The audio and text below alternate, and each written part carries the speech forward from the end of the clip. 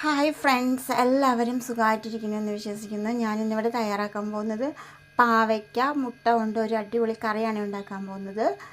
പഴയ ചോറിൻ്റെ കൂടെയും ചുടു ചോറിൻ്റെ കൂടെയും ഇഡ്ഡലിയും ദോശയും അങ്ങനെ എന്തിൻ്റെ കൂടെ വേണമെങ്കിലും കഴിക്കാൻ പറ്റിയ ഒരു അടിപൊളി കറിയാണ് ഉണ്ടാക്കാൻ പോകുന്നത്. അതിനായി ഒരു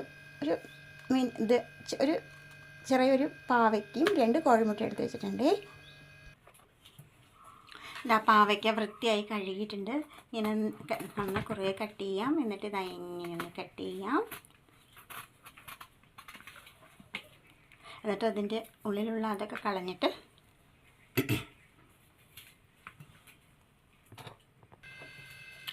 എന്നിട്ട് ഇതാ ഇങ്ങനെ 3 കട്ട് ചെയ്തു. എന്നിട്ട് ഇതാ ഇങ്ങനെ നീളത്തിൽ കട്ട് ചെയ്തെടുക്കാം. ഇങ്ങനെ മതിയാവും.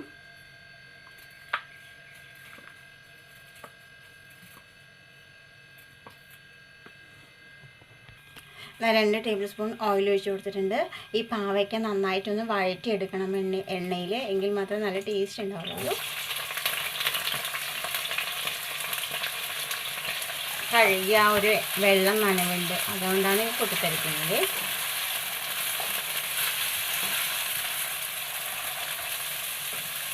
അത് നന്നായിട്ടൊന്ന് വഴണ്ടി വരണം. അപ്പോൾ അതിൻ്റെ കയ്പ്പൊന്നും ഉണ്ടാവില്ല. അതിന് വേണ്ടിയിട്ടാണ് ഇങ്ങനെ ചെയ്യുന്നത്. കയ്പ്പ് തീരെ ഉണ്ടാവില്ല.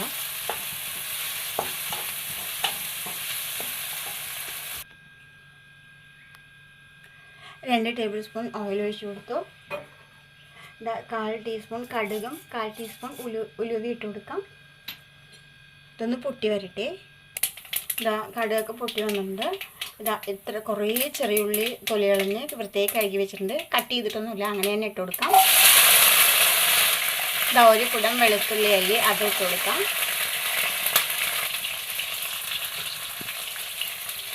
2 തക്കാളി, ഇതൊന്ന് മിക്സിയിലിട്ട് നന്നായിട്ട് പേസ്റ്റ് പോലെ ഒന്ന് അരച്ചെടുക്കണം. അതിലോട്ട് പാവയ്ക്ക വഴറ്റി വെച്ച് ഇട്ട് കൊടുക്കാം.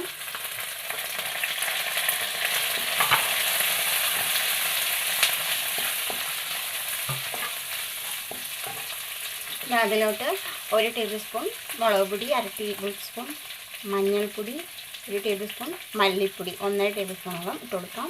പാകത്തിന് എരിവിനനുസരിച്ച് ഇട്ട് കൊടുത്താൽ മതി കേട്ടോ.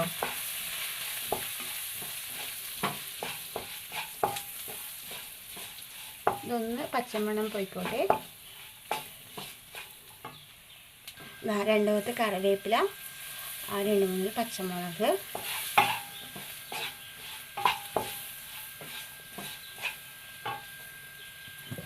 തക്കാളി നന്നായിട്ട് പേസ്റ്റ് പോലെ അരച്ച് വെച്ച് ഇട്ട് കൊടുക്കാം.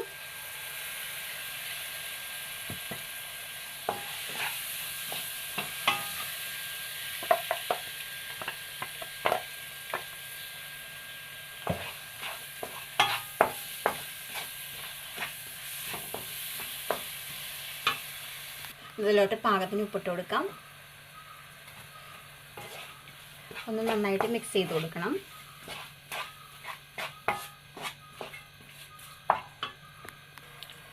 ഒരു നാരങ്ങ വലുപ്പത്തിൽ പുളി എടുത്തിട്ടുണ്ട്. ആവശ്യത്തിനനുസരിച്ച് പുളി ഒഴിച്ചാൽ മതി. വാളൻ പുളി ഒഴിച്ചു കൊടുത്തിട്ടുണ്ട്. പുളിപ്പ് എത്ര വേണോ അത്ര ഒഴിച്ചു കൊടുത്താൽ മതി. ഒരുപാട് നന്നായിട്ട് പുളി വേണമെന്നില്ല. ഒരു നെല്ലിക്ക വലുപ്പത്തിലാണെങ്കിൽ അങ്ങനെ ഇത്ര നന്നായി പുളി വേണം പറഞ്ഞാൽ 1 നാരങ്ങ വലുപ്പത്തിൽ ഒഴിച്ചു കൊടുക്കണേ. ഇത് ഒന്ന് തിളയ്ക്കാനുള്ള വെള്ളം കുറച്ചുകൂടെ ഒഴിച്ചു കൊടുക്കണം. ഇത്ര വെള്ളം മതി. ഇതൊന്ന് നന്നായിട്ട് കുറുകി വരട്ടെ. മൂടി വെച്ച് കൊടുക്കാം. അതൊന്ന് തിളയ്ക്കട്ടെ. 1 മുറി തേങ്ങ ഞാൻ കട്ട് ചെയ്ത് വെച്ചിട്ടുണ്ട്. ഇതൊന്ന് മിക്സിയിൽ അരച്ചെടുക്കണം. 1/2 ടേബിൾ സ്പൂൺ വലിയ ജീരകമാണ്. അതൊന്ന് ഇട്ടിട്ട് ഇതിലിട്ട് കൊടുക്കാം. നന്നായി അരച്ചെടുക്കണം.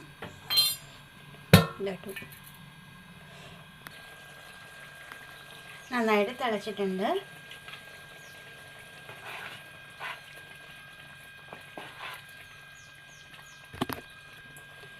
തേങ്ങ നന്നായിട്ട് പേസ്റ്റ് പോലെ അരച്ചെടുത്തിട്ടുണ്ട്. നമുക്കിതിൽ ഇട്ട് കൊടുക്കാം. ഒന്ന് ജാറ് കഴുകി ഒഴിക്കണം.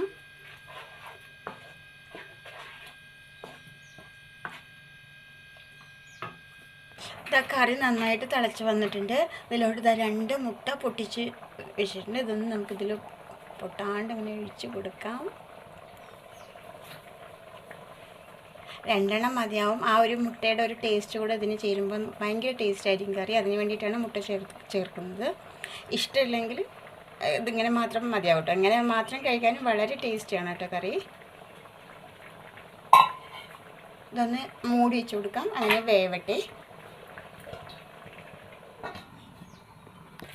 ഇതാ നമ്മുടെ കറി ഇപ്പോൾ തിളച്ചിട്ട് ഇങ്ങനെ ആയി കിട്ടിയിട്ടുണ്ട്. ഒന്ന് ലൈക്ക് ചെയ്യണേ, സബ്സ്ക്രൈബ് ചെയ്യണേ.